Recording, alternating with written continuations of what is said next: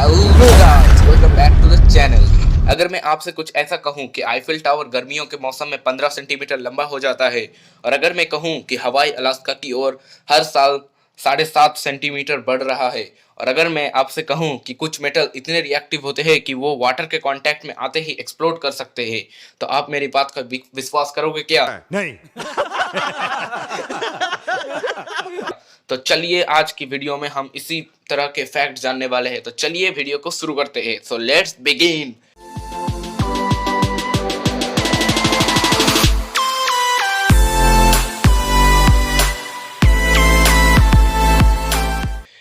Fact number 1।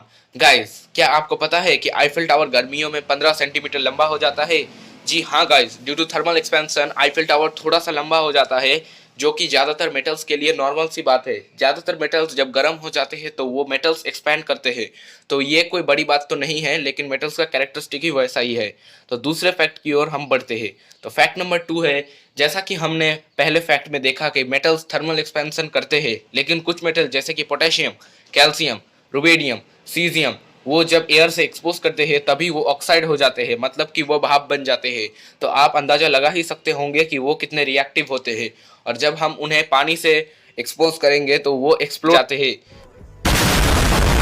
इसीलिए potassium, calcium, lithium, rubidium, caesium को kerosene में रखा जाता है ताकि वो एयर से एक्सपोज ना हो।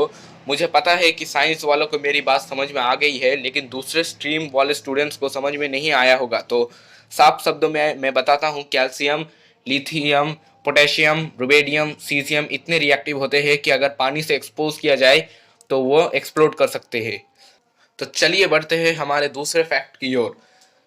तो हमारा तीसरा फैक्ट है कि ये फैक्ट ज़्यादातर बंदों को पता ही होगा, लेकिन फिर भी बहुतों को नहीं पता है, तो सोचा कि इस फैक्ट को ले ही लूँ।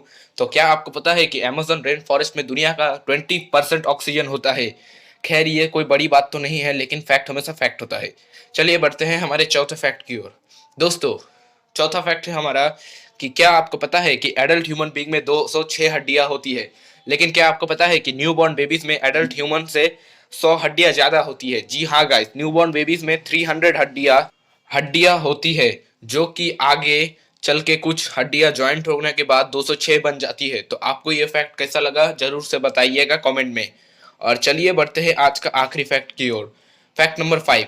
दोस्तों, ये फैक्ट आपको किसी ने नहीं बताया होगा। तो क्या आपको पता है कि हवाई अलास्का की तरफ हर साल 7.5 सेंटीमीटर बढ़ रहा है? जी हाँ गाइस, हवाई सिचुएटेड है पैसिफिक प्लेट में। जिन लोगों को ये नहीं पता कि मैं किस प्लेट की बात कर रहा हूँ, तो वो है टेक्टोनिक प्लेट्स। तो हाँ, हवाई पैसिफिक प्लेट के मिडिल में सिचुएटेड है, और पैसिफिक प्लेट नॉर्थ वेस्ट की तरफ ड्रिफ्ट कर रहा है, और पैसिफिक प्लेट की नॉर्थ वेस्ट में है नॉर्थ अमेरिकन प्लेट का अलास्का, और उसी की तरफ जा रहा है पैसिफिक प्लेट। हालांकि ये नहीं पता कि अगर वो दोनों टकरा जाए तो क्या होगा, लेकिन साइंटिस्ट ये पता कर रहे हैं कि क्या होगा। सो लेट्स होप कि कुछ ज़्यादा ना नुकसान हो। तो चलिए गाइस, आज का सारे फैक्ट समराइज कर लेते हैं। तो आज के हमारे समरीज है। नंबर 1, आईफिल टावर गर्मियों में 15 सेंटीमीटर लंबा हो जाता है। Number 2, calcium, lithium, potassium, rubidium, caesium इतने रिएक्टिव होते हैं कि वाटर के कांटेक्ट में आते ही एक्सप्लोड कर सकते हैं। नंबर 3, अमेज़न दुनिया का 20% ऑक्सीजन प्रोवाइड करता है। नंबर 4, बेबीज के पास एडल्ट ह्यूमन बीइंग से 100 ज़्यादा बोन्स होते हैं। नंबर 5, हवाई अलास्का की तरफ हर साल 7.5 सेंटीमीटर बढ़ रहा है। सो गाइस, कैसी लगी ये वीडियो? उम्मीद करते हैं अच्छा लगा है, और आपको 5 में कितने फैक्ट पता थे कमेंट में ज़रूर बताइए। और चलिए मिलते हैं दूसरी वीडियो में, तब तक के लिए स्टे सेफ। आपका वैल्यूएबल टाइम हमें देने के लिए शुक्रिया।